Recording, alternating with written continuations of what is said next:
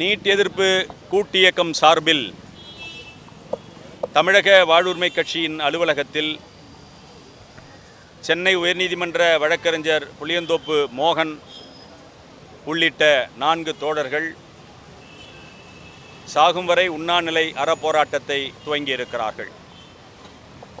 ஜந்தர் மந்தில் நடைபெற்ற போராட்டத்தின் காரணமாக மத்திய அமைச்சரை திரும்ப பெற்ற ஒன்றிய அரசு, பாஜக அரசு நீட் தேர்வை முழுமையாக ரத்து செய்ய வேண்டும் என்கின்ற கோரிக்கையை உண்ணாநிலை அறப்போர் இருக்கின்ற தோழர்கள் வலியுறுத்தியிருக்கிறார்கள். நாம் தமிழக அரசை கேட்டுக்கொள்வதெல்லாம் ஏற்கனவே கடந்த திராவிட முன்னேற்றக் கழக ஆட்சியும் அனைத்திந்திய அண்ணா திராவிட முன்னேற்றக் கழக ஆட்சியும் நீட் தேர்வை ரத்து செய்ய வேண்டும் என்று சட்டமன்றத்தில் தீர்மானத்தை நிறைவேற்றியிருக்கிறார்கள். அதை போலவே ஆட்சி பொறுப்பேற்றிருக்கின்ற தமிழக வெற்றிக் கழக அரசும் நடைபெறுகின்ற சட்டமன்ற கூட்டத்தொடரில் நீட் தேர்வை ரத்து செய்ய வேண்டும் என்கின்ற தீர்மானத்தை நிறைவேற்றி ஆளுநருக்கு அனுப்பி அதன் வழியாக ஒன்றிய அரசுக்கு கொண்டு போய் சேர்க்க வேண்டும்.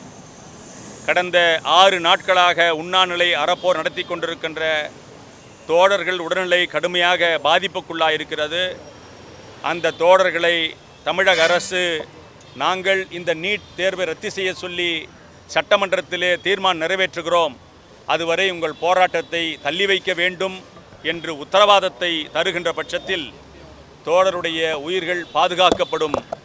ஆகவே அதை வலியுறுத்தி இன்று ஜனநாயக வழக்கறிஞர் சங்கம், சமத்துவ வழக்கறிஞர் சங்கம், பிராக்டிசிங் அட்வொகேட் அசோசியேஷன் உள்ளிட்ட சென்னை உயர்நீதிமன்ற வழக்கறிஞர்கள் அந்த 4 தோழர்களுக்கு ஆதரவாக ஒரு மாபெரும் கண்டன ஆர்ப்பாட்டத்தை நடத்தி கொண்டிருக்கிறோம். ஒரு மாநிலம் முழுக்க இதற்கு எதிர்ப்பு இருக்குன்னு காட்டுறதுக்காக அதிமுக இயற்றியதை போல திமுக இயற்றியதைப் போல தமிழக வெற்றிக் கழகமும் இயற்ற வேண்டும் என்கின்ற கோரிக்கை வைத்தது.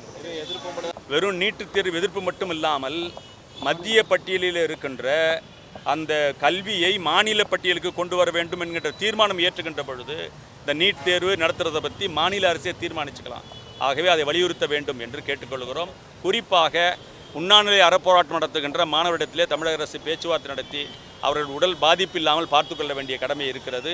ஆகவே இன்று வழக்கறிஞர்கள் இந்த போராட்டத்தில் ஈடுபடும். மாநில கல்வி வந்துச்சுன்னா அதுக்கப்புறம் தேர்வு நடத்த வேணான்னு நம்ம மாநிலமே முடிவு பண்ணிக்கலாம். அரசு சொல்கிறாங்க அந்த புரட்சிகரமான அரசை இது ஒரு பண்ணாங்கன்னா மாணவர்கள் எதிர்காலம் பாதிக்கப்படாமல் இருக்கும்.